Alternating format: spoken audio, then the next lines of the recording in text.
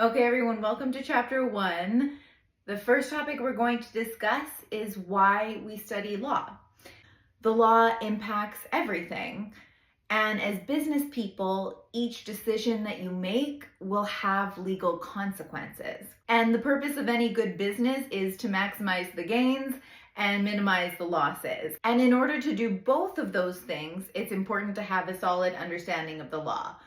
When people think of the law, it's really common to focus on the punishments and penalties, but I think it's really important for you as future business people to also understand that understanding the law will work to your advantage in a lot of cases.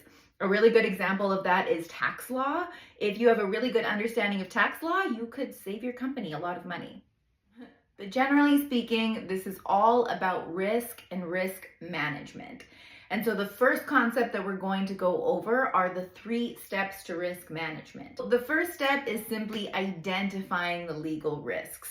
And that's why it's really important in this course to give you guys a taste of each kind of law that can impact a business, because it's going to help trigger for you when you're approaching that area of making an agreement or dealing with somebody's property to know, look, there might be legal risks here that we need to evaluate.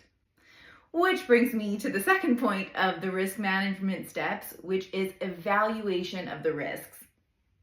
And that means how serious are these risks? And we include in that how likely are they to occur, what is the cost of them occurring, and what impact will that have on the business. Finally, the third step is that you want to respond to the risk.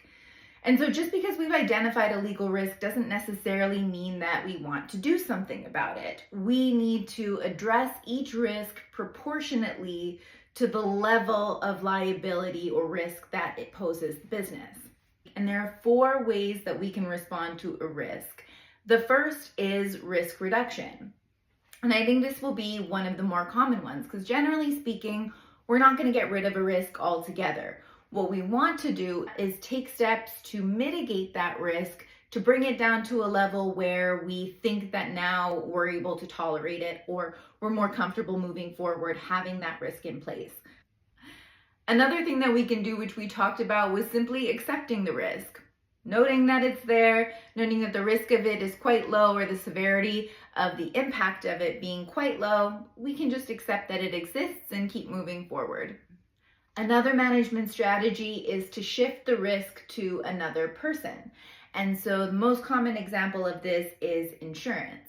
If I'm worried that if I get into a car accident that I'm going to have to pay a lot of money, I can shift that risk off of me and onto the insurance company and then proceed accordingly afterwards.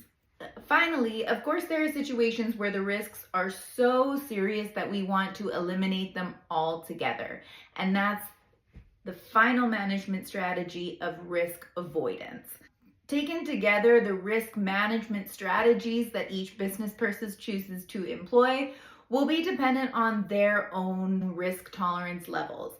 Some people have higher risk tolerances and will either accept or just try and reduce everything. And some people have lower risk tolerances and will want to avoid as much as they can. And those are personal business discretionary decisions that you can make, hopefully in the proper cases with the advice of a lawyer on your side.